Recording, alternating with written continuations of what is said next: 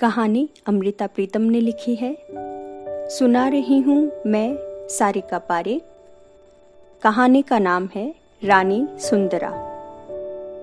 मिथिहास का जंगल इतना बड़ा और इतना घना है कि सदियां भी इतिहास को ढूंढते बीत जाती हैं, पर मिलता नहीं। इस जंगल में आज भी जाओ तो मिथों से झोली भर जाती है, पर उनसे हकीकत नाम का फल कहीं नहीं मिलता। साल, संवत, जगह, दरियाओं के पत्ते भी पल पल बदलते हैं। हकीकत का पता ठिकाना कहीं नहीं दिखता।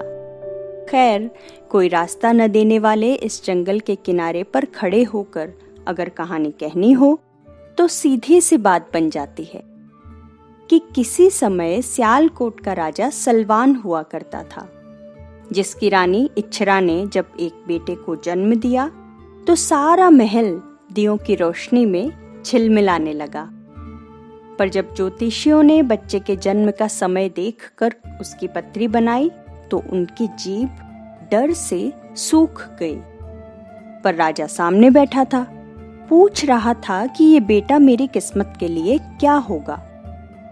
तब ज्योतिषियों ने हाथ बांधकर सूखे हुए होठों से कहा, अच्छा ही होगा राजा जी, पर 12 बरस बच्चे की सूरत नहीं देखनी होगी आपको।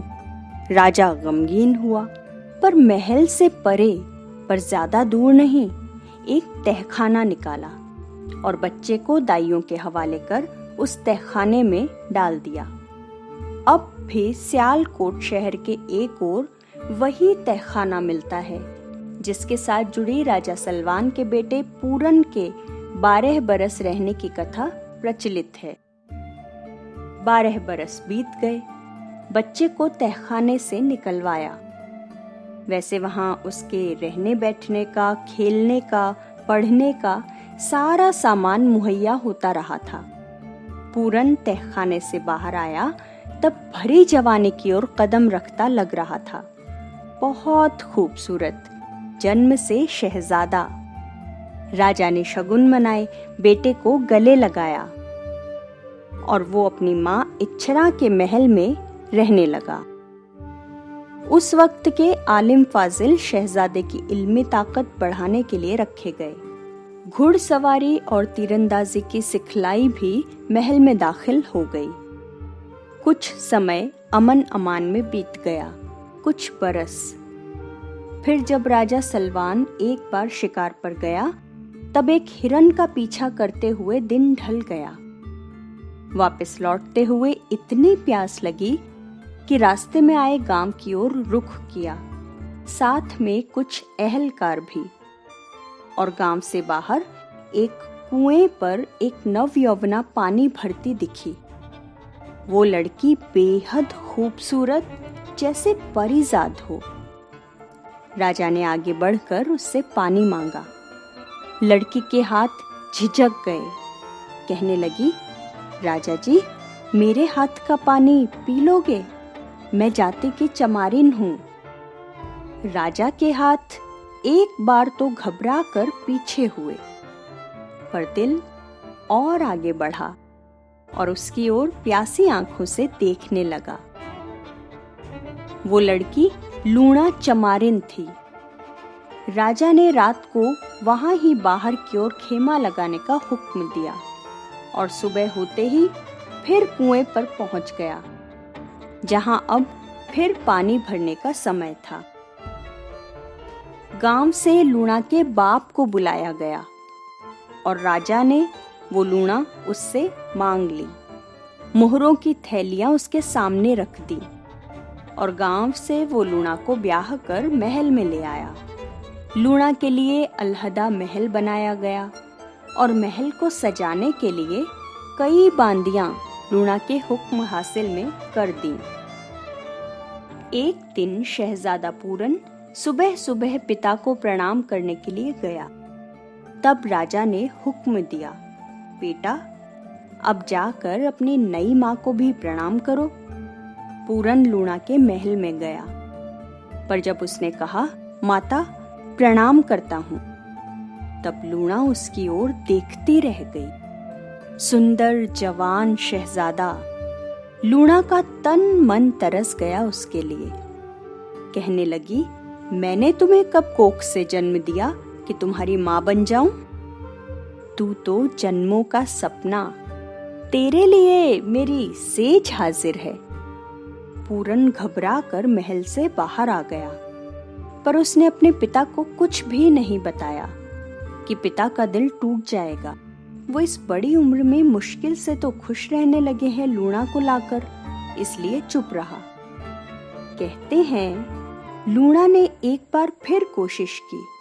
भरोसे वाली बांदी को पूरन के पास भेजा कि एक बार आकर तपती आत्मा को दीदार दे जा, पर पूरन नहीं आया। लूणा का अंग अंग जल रहा था, रोष में आ गई, बदलाखोर हो गई और उसने रात को राजा सलवान को सारी बात उल्टा कर कही। राजा, तेरा बेटा कैसा है? पिता की अमानत में खयानत करना चाहता था। मैंने महल की सीढ़ियों से उतार दिया। राजा का तन मन जल उठा। उसने उसी समय खास दरबारियों को बुलाया और कहा, जल्लादों को बुलाओ। वो पूरन को जंगल में ले जाकर उसके टुकड़े टुकड़े कर किसी कुएं में फेंक दे। राजा का हुक्म था। पूरन को जब पकड़कर जंगल में ले जाने लगे, माँ इच्छिरा के विलाप से महल की दीवारें कांप गईं। पर बात जल्लादों के वश पड़ चुकी थी। वैसे कहते हैं जंगल में पूरन को ले जाकर जल्लादों से भी पूरन को मारा नहीं गया। इतना सुंदर शहजादा। जल्लाद भी सोचने लगे कि राजा लोगों की बुद्धि जाने क्या होती है। अपने हाथों से अपने तख्त को, अपने वारिस को और अपने किस्मत को जला देते हैं। पर सुबह होने को थी, हुक्म की तामील होनी चाहिए थी। इसलिए जल्लादों ने पूरन के हाथ पैर काटे नहीं, सिर्फ रस्सियों से बांध दिए और उसे एक कुएं में उतार दिया। वो कुआं आज भी एक निशानी बनी हुई है राजा के अंधे हुक्म की। सियालकोट छावनी से उत्तर की ओर 2 मील की दूरी पर चपराड़ नाम के गांव की ओर जाते रास्ते पर वो कुआं कायम है, जहां लोग कहते हैं कि निसंतानों को बेटे की मुराद मिलती है। उस कुएं के पानी में नहाकर वहां और भी कई मन्नतें मांगी जाती है। दुनिया जब सारे रास्ते बंद कर देती है, तब कुदरत मेहरबान होकर कोई और रास्ता खोल देती है। नाथ जोगियों की टोली उस रास्ते से निकली। गोरखनाथ भी थे, कई और योगी भी। कुआं देखकर एक बर्तन पानी भरने के लिए कुएं में निगाह डाली तो देखा किसी व्यक्ति को रस्सियों से बांधकर कुएं में किसी ने डाला हुआ था, जो अभी जीवित मौत की घड़ी देख रहा था। गोरखनाथ के आदेश पर उस व्यक्ति को कुएं से निकाला गया। रस्सियां खोली गईं। पूरन ने सारी आप बीती सुनाई। गोरखनाथ पूरन शहजादे को अपना मुरीद बना अपने साथ ले गए। इस तरह पूरन योगी हुआ था। फिर कहते हैं एक दिन भीख मांगते हुए पूरन योगी सरस्वती नदी के किनारे बने महल की ओर गया भिक्षा लेने के लिए। तो बांदियां पकवानों का थाल भरकर भिक्षा देने लगी।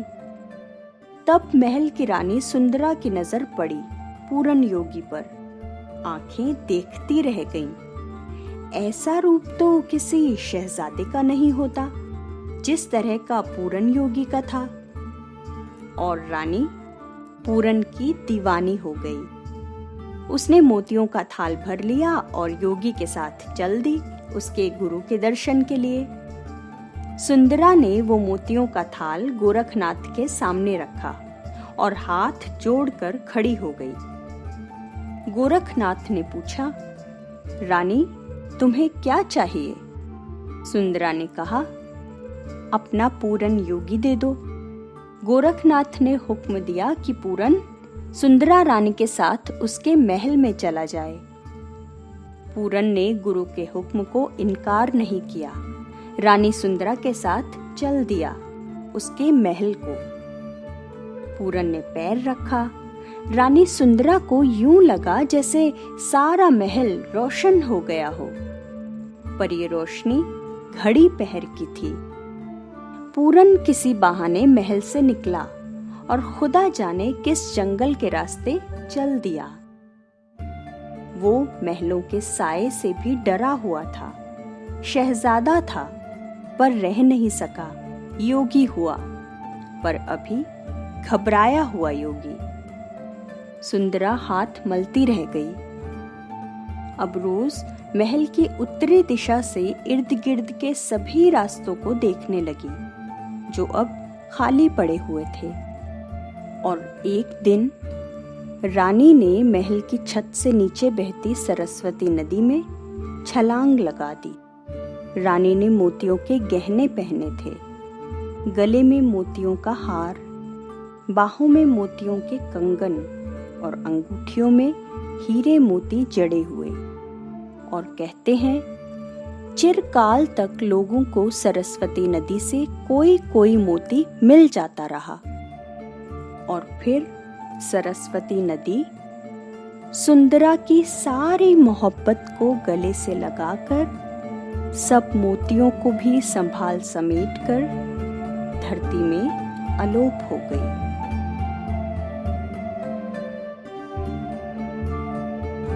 ये कहानी आपको कैसी लगी, आप मुझे कमेंट करके ज़रूर बताइएगा। अगली बार मिलती हूँ एक और नई कहानी के साथ।